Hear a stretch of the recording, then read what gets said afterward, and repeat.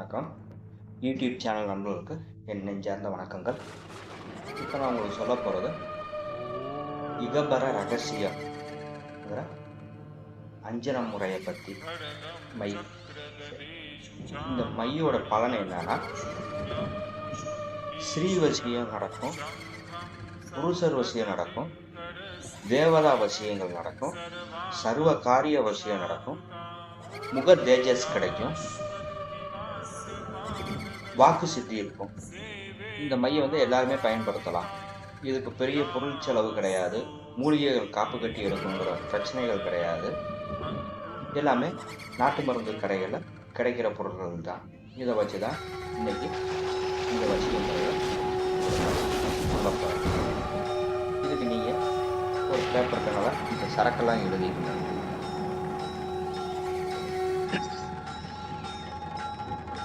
மான் கஸ்தூரின்னு சொல்கிற கஸ்தூரி நாட்டு மருந்துகள் கிடைக்கும். மான் கஸ்தூரி, குங்குமப்பூ, ஒரிஜினல் குங்குமப்பூ, புனுகு, ஜவ்வாது, சந்தன அத்தர், சாம்பிராணி பூ, கோரசோனை, பச்சை கற்பூரம், 8 பொருட்கள் மொத்தம். சரிங்களா? கஸ்தூரி, குங்குமப்பூ, புனுகு, ஜவ்வாது, சந்தன அத்தர், சாம்பிராணி பூ, கோரசோனை, பச்சை கற்பூரம்.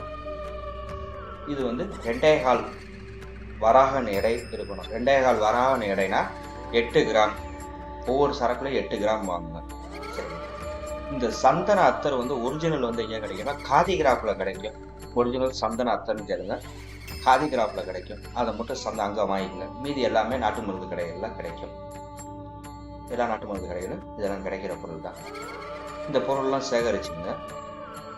இந்த மை உருவாக்குறதுக்கு மந்திர ஜபம்ங்கிறது எதுவுமே தேவையில்லை. சரிங்களா? அதனால இந்த மை ரொம்ப சிம்பிளாக எல்லாருமே ரெடி பண்ணலாம்.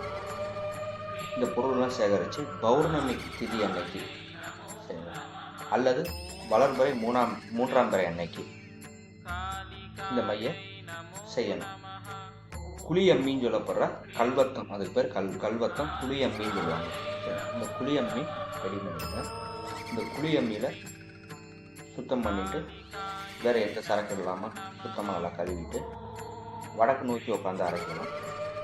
கோலம் போட்டு பத்தி சுடம்லாம், அம்மிக்கு பத்தி சுடம்லாம் காமிச்சு சாமி கும்பிட்டுட்டு வடக்கு நோக்கி உட்காந்து நல்ல ஒரு பத்தி, நறுமணமான பத்தி பொருத்திங்க.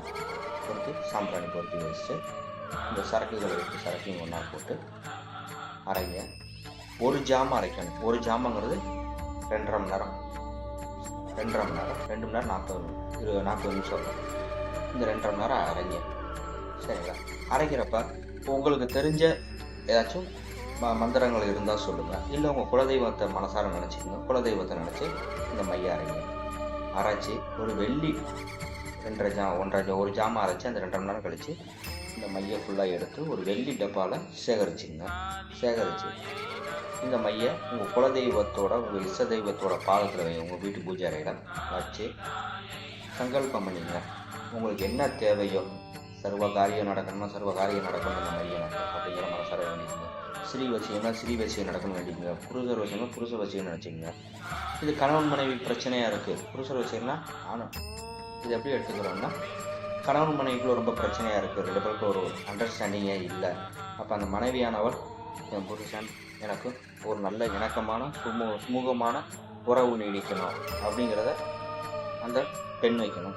ஆண் நினைக்கிறப்ப என் மனைவி என் சொல் பேச்சு கேட்கணும், எங்களுக்குள்ள எந்த ஒரு பிரச்சனையும் இருக்கக்கூடாது அப்படிங்கிற முறையில் இந்த மையை வைக்கணும். தேவதா வசியம், சில பேர் தெய்வத்து மேலே ரொம்ப ஈடுபாடாக இருப்பாங்க. தேவதைகள் ரொம்ப ஈடுபாடாக கொண்டு இருப்பாங்க. அவங்க இந்த மைய வைக்கிறப்ப அந்த தேவதையோட அனுகிரகம் நல்லா கிடைக்கும். சர்வ காரியம், இது தொழில் பண்ணுறவங்க, வேலைக்கு போகிறவங்க, பிஸ்னஸ் பார்க்குறவங்க, இவங்கெல்லாம் சர்வ காரியமும் இதில் வசமாகும். சரி, வாக்கு சித்தி, ஜோதிடர் துறையில் இருக்கிறவங்க இந்த மாதிரி வாக்கு சித்தி இந்த மை வைக்கிறப்ப அவங்களுக்கு வாக்கு சித்தி ஆட்டோமேட்டிக்காக வர ஆரம்பிச்சிடும்.